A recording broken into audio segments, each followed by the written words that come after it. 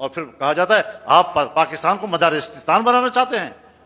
بابا ہم نے تو آپ کو نہیں کہا کہ آپ کے ہاتھوں سے پاکستان مسائلستان بن گیا ہے. اگر ہم کوچے کوچے میں اپنے پیسوں سے چندوں سے مکتب کھولتے ہیں اور محلے کے بچوں کو الف بے پڑھاتے ہیں, نورانی قاعدہ پڑھاتے ہیں, ہمارا تو سوسائٹی پہ احسان ہے, ہم کام کر رہے ہیں. آپ کو ہمارا یہ کام کیوں برا لگ رہا ہے؟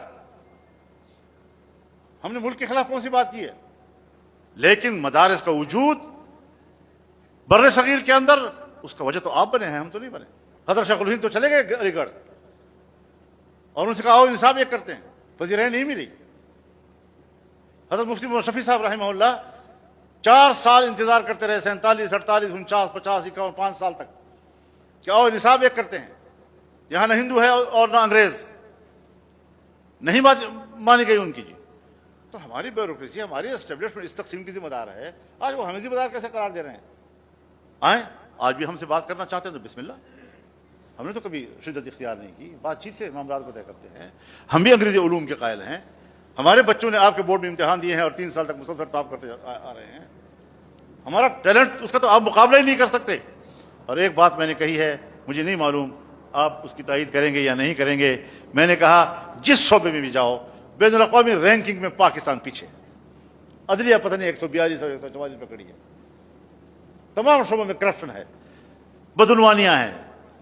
تمہاری تعلیم پتہ نہیں دنیا کے کس کیٹیگری میں آیا ہوا ہے. اگر تعلیم کے میدان میں ٹاپ پر ہے بین الاقوامی رینکنگ میں, تو دینی مدارس کا علوم ہے.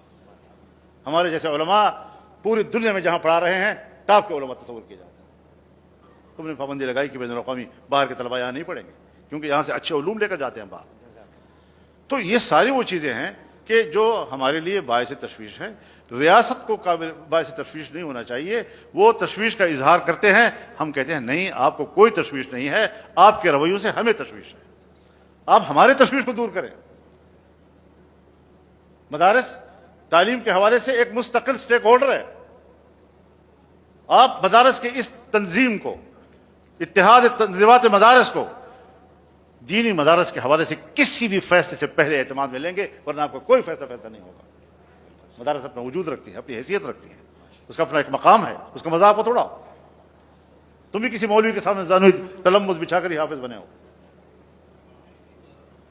تو اس اعتبار سے ہمیں ایک پیج پہ آنے کے لیے بالکل ہم تیار ہیں. اس کے لیے ریاست کے ساتھ ہمارا کوئی ایسا تصادم نہیں ہے کہ اگر وہ بات کرنا چاہے, لیکن نیت صاف ہونی چاہیے. نیت ٹھیک کرو, ہم بالکل بات کرنے کے لیے تیار.